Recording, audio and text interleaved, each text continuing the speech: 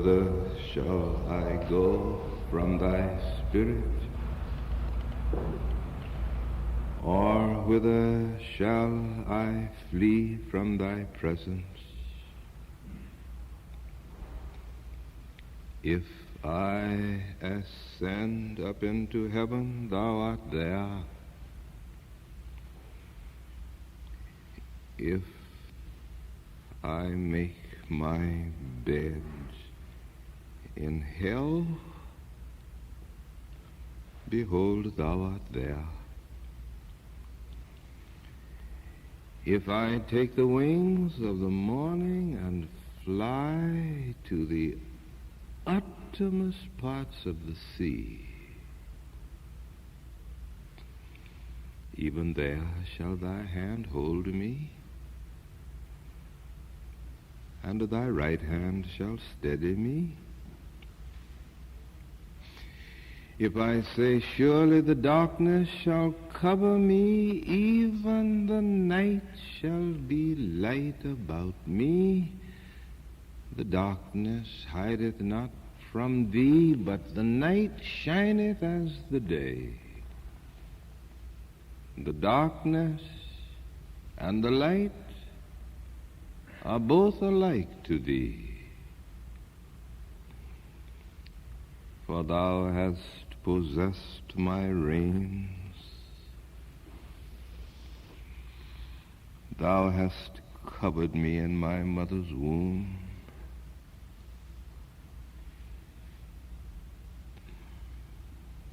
How precious also are thy thoughts unto me, O God. How great is the sum of them. If I should count them, they are more in number than the sand. When I awake, I am still with thee. Search me, O God,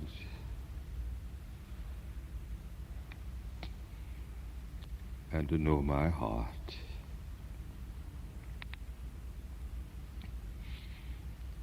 Try me and to know my thoughts, and see if there be any wicked way in me, and lead me in the way everlasting.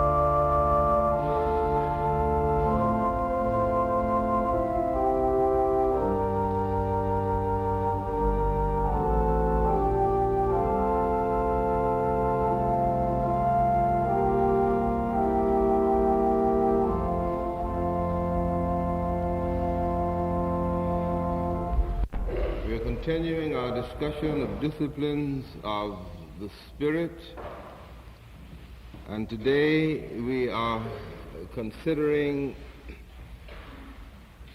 the discipline that is involved in achieving some measure of personal stability. As preparation for our thinking, will you listen to these two selections, paying very careful attention to the last part of each one of them. The first is from Matthew Arnold. Only but this is rare, when a beloved hand is laid in ours, when jaded with rush and glare of the interminable hours, our eyes can in another's eye read clear, when our world-deafened ear is by the tones of a loved voice caressed, a bolt is shot back somewhere in our breast, and a lost pulse of feeling stirs again. The eye sinks inward, and the heart lies plain. And what we mean we say, and what we would we know. A man becomes aware of his life's flow, and hears its winding murmur, and he sees the meadows where it glides, the sun, the breeze. And there arrives a lull in the hot race, wherein he doth forever chase that flying and elusive shadow rest. An air of coolness plays upon his face, and an unwanted calm pervades his breast. And then he thinks he knows the hills where his life rose, and the sea where it goes. And then this. The great hunger today is for a conception of human destiny which has significance for individuals, which will give them something to work on with a sense of individual meaning that is not continually being invaded and frustrated by the fundamentally irrelevant purposes of states and armies and navies and other historical or manifest destiny tasks. The men we most admire and revere have had this sense of meaning in their lives. It was so strong for them that they created an environment in which it could be realized or effectively pursued. Their lives are not shaped by the accidents of history, although circumstances may have given what they did its outward form. In any external environment, they would have made their mark. In any external environment, they would have made their mark. Of men of this sort, we can only say that they tapped intuitive resources that do not seem available to the ordinary run of mankind. But if we say this, we ought to say something about how those resources can be made available to mere individuals. What can a man do to get such inward moral conviction and sense of destiny for himself? This is the question that I will ask you, on which I will ask you to ponder after you leave the service.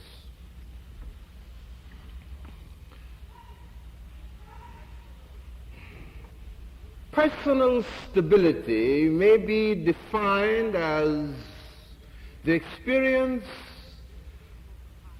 through which an individual passes when he thinks he has that which is of most importance to him. When I think I have in my possession that which is most important to me, I have personal stability. Now, another definition may be personal stability is morale, private morale. And by private morale, I mean belief in your own cause, whatever that cause may be. A man may be said to have personal morale when he believes in his own private enterprise. Now, personal stability is an achievement of the spirit.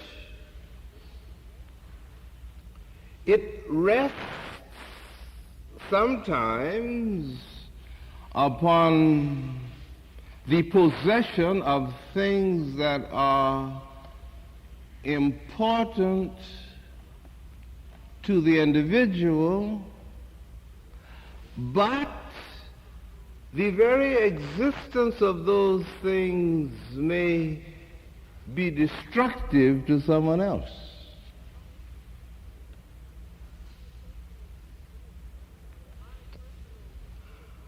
My personal stability may rest upon the degree to which I am able to render you unstable. That's what I mean. Olive Schreiner has a very interesting allegory about this. It's an allegory about hell, and I've read it to you sometime in these years that I've been reading. She noticed when she went to hell in this allegory that in the distance men were digging holes, but in the holes they didn't seem to put anything. They just dug the holes and then made a little breastwork of some sort over the holes, then covered that with dirt so that the hole wouldn't be there, except in fact. And she said to God, what are they doing? And God said, they're digging holes. Well, why do they do this? They're digging these holes into which they think and hope that their fellows may sink. Well, why do they want their fellows to do this? Because, God said to her, these men think that they cannot rise unless their brother falls. And then she said, but God, are these men sane? And God said, oh no, they're not sane. There's no sane man in hell.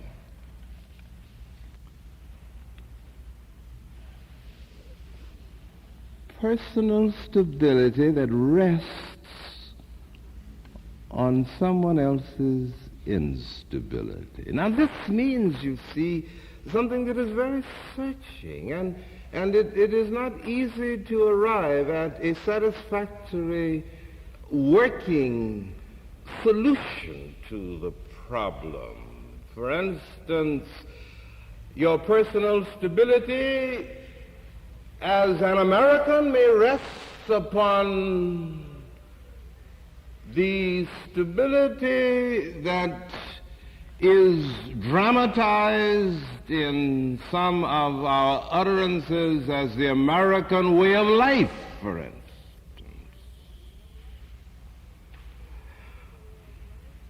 But the American way of life, in one place, may be held secure in its place because its very presence guarantees the insecurity of everybody else, except those that are included in the stability itself. This is the problem that is with which the South is wrestling right now. To guarantee stability, which stability at the same time will be so extensive in character that it includes a wider and wider area of human beings. This is why personal stability ultimately rests upon something that is more than that which is private and intimate and personal.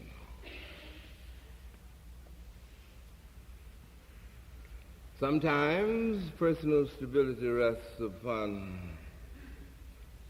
something that's very trivial, like money. Of course, that money is important, but it's trivial, isn't it? I can hear someone saying, If you have it, it's trivial. So I'll say it for you so as to bring your minds back into focus.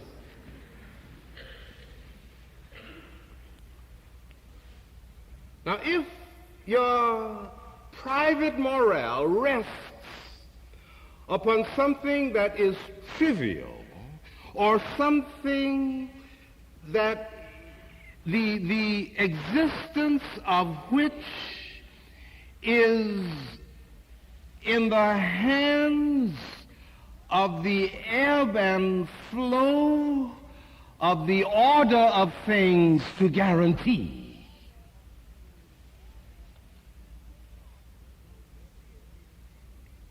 then the initiative over your own personal stability cannot conceivably be in your own hands, even in a limited way. I remember during the Depression, it must have been about 1932 or 3, I was invited to Buffalo, New York. Oh, I didn't mean to say where it was. Well, it's all right. I was invited to Buffalo, New York by the YWCA. And they asked me to spend a day holding an all-day retreat for about 200 women. These women had requested the YWCA to provide some moment, some experience for the deepening of their own sense of personal stability, that they may be able to tide their husbands over the great upheaval due to the collapse of the economic structure during that period. Men were committing suicide, jumping out of windows, doing all kinds of things, and there wasn't anything that could be done except the wives felt that if they could get their hands on a deeper level, if they could touch some kind of resource that will start a flow in them that could float the anxieties of their husbands, this would give them some basis of stability that would hold until they themselves could catch their breath.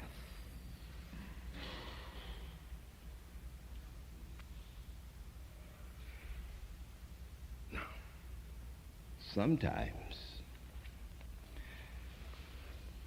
the personal stability rests upon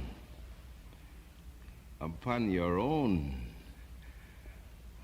self-confidence.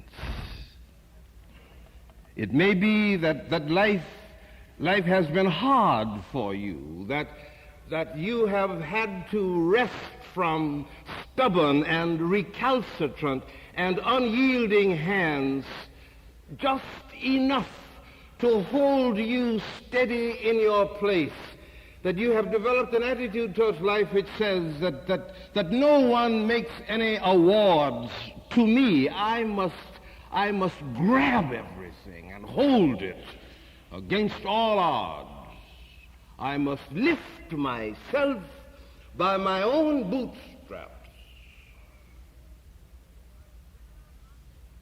I dare not depend upon any context in which I am operating. If I lose my hold on my self-confidence, nothing else is left. And this is very difficult, isn't it, when you see circumstances moving in your direction that undermine this. I remember reading a novel many years ago about two outlaw bands that met high up in the Pyrenees on a pass between Spain and the other country. And there wasn't room enough for the two outlaw bands to fight each other, so they decided that the two leaders of the outlaw bands would fight. And the rest of the outlaws became cheering sections. Now, one man was rather short in stature, wiry, elastic. The other man was big and strong and had an overweening confidence in his ability to crush this little man. And the fight was on. And then the novelist describes something that is, I wish I had the power to picture it to you as I lived it, as I read it. The strong man found suddenly, apparently, or slowly, I guess that's more accurately stated, that his strength was weakening, that his right arm did not respond to the order of his mind, that his left arm just didn't do it. And all of his life, his whole sense of private morale was contingent upon the possession of a strong body that obeyed him. And the novelist describes the panic, the slow evolving of panic in his face as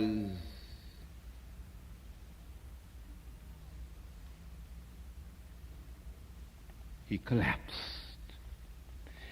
because the little man had a hidden dagger, rapier, I believe, or whatever it's called, and he stuck him in a vital place, and as he bled slowly to death, this was happening, but he didn't know that he'd been stuck. The only thing he knew was that his self-confidence was going because his body no longer obeyed him. Now, all of this means, and I must stop, that we are under obligation to achieve and maintain personal stability if we would grow meaningfully into life. We are to select those bases for our stability that will be able to transcend the vicissitudes of fortune and the accidents of life.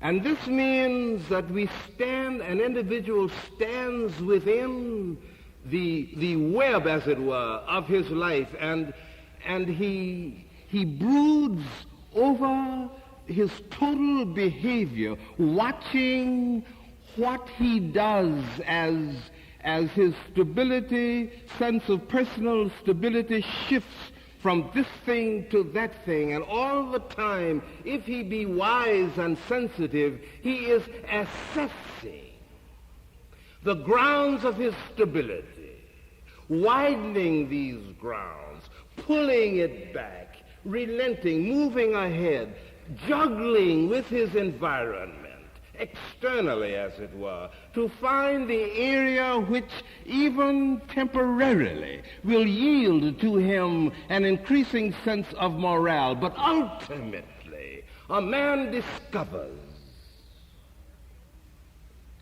that the only true basis for stability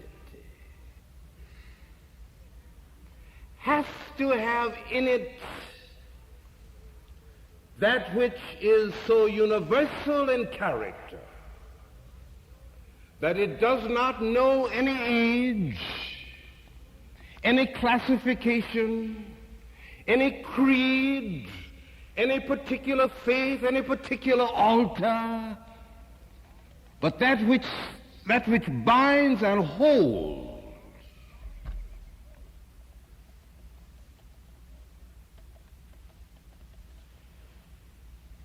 for himself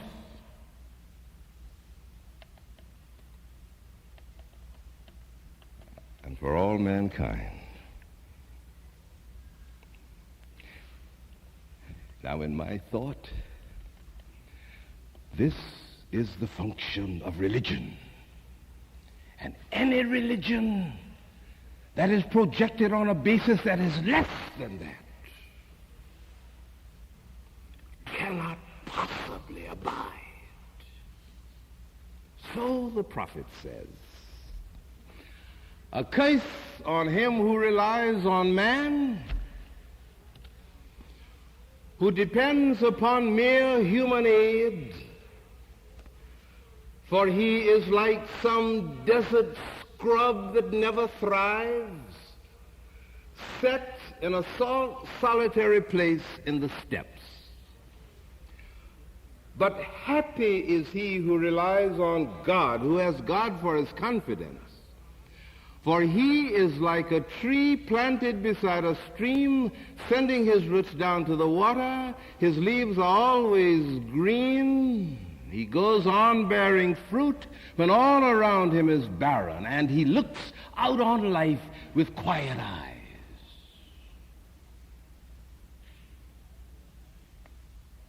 I must find that which is big enough to absolve me from the limited, narrow bases for my stability. Big enough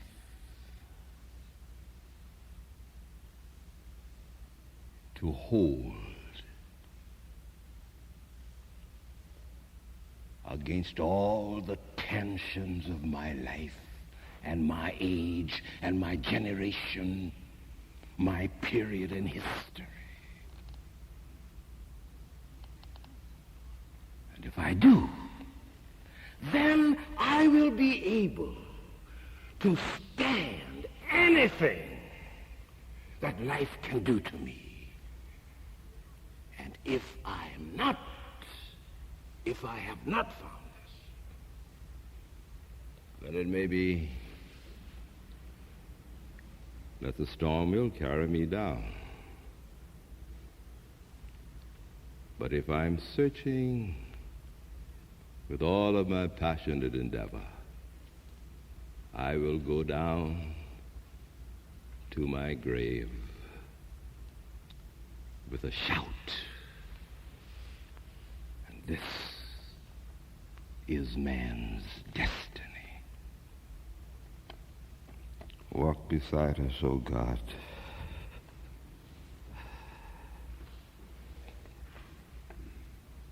So runs my dream. But what am I? An infant crying in the night.